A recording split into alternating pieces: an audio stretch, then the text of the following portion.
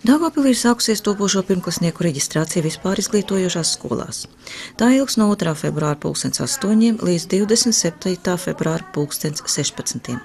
Papildus reģistrācija turpināsies līdz 31. augustam. Izglītības pārvalde aicina vecākus neveidot rindas pirmajā reģistrācijas dienā. Saskaņā ar iepriekšējā gada pieredzi 11. brīvas vietas bija visās skolās. 2014. gadā tika reģistrēti 923 pirmklasnieki, nākošajā mācību gadā piedāvātas 1200 vietas.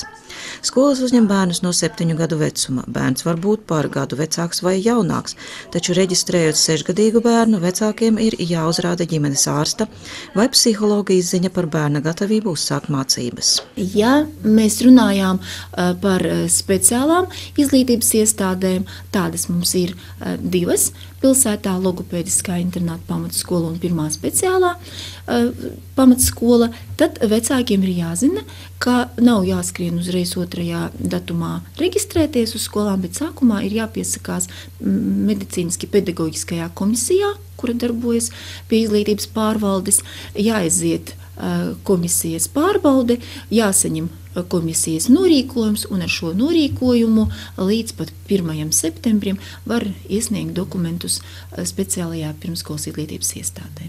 Iesniegt pieteikumu izvēlētāja mācību iestādē vecāki var gan klātienē, gan nosūtot uz elektronisko pastu, izmantojot elektronisko parakstu.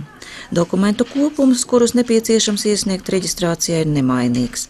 Pagājušā gadā šādu iespēju izmantoja 46 vecāki, šogad viņu var būt daudz vairāk. Rakstisku paziņojumu par bērna uzņemšanu 1. klasē skolas administrācijā ir jānosūta vecākiem, ne vēlāk kā līdz 16. martam. Atteikuma gadījumā ir jāvēršas izglītības pārvaldē, lai saņemtu konsultāciju, jo speciālistiem ir pieejama pilna informācija par pilsētas skolu komplektēšanu. Isupols kundze norāda, ka vecākiem ir ļoti svarīgi izdarīt pareizu skolas izvēli. Ir nepieciešams izvērtēt bērna sagatavotības līmeni, viņa prasmes un spējas, izpētīt mācību programmu, iepazīties ar stundu sarakstu un skolas iekšējo kārtību.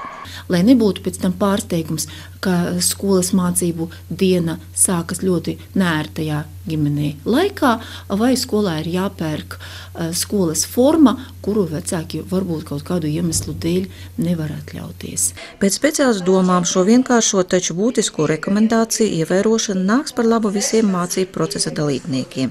Sīkāka informācija par pirmklasnieku reģistrācijas termiņiem, nosacījumiem un reģistrācijas kārtību, kā arī elektroniskās pieteikuma formas ir pieejamas izglītības pārvaldes mājaslapā izglītība.daugavpils.lv.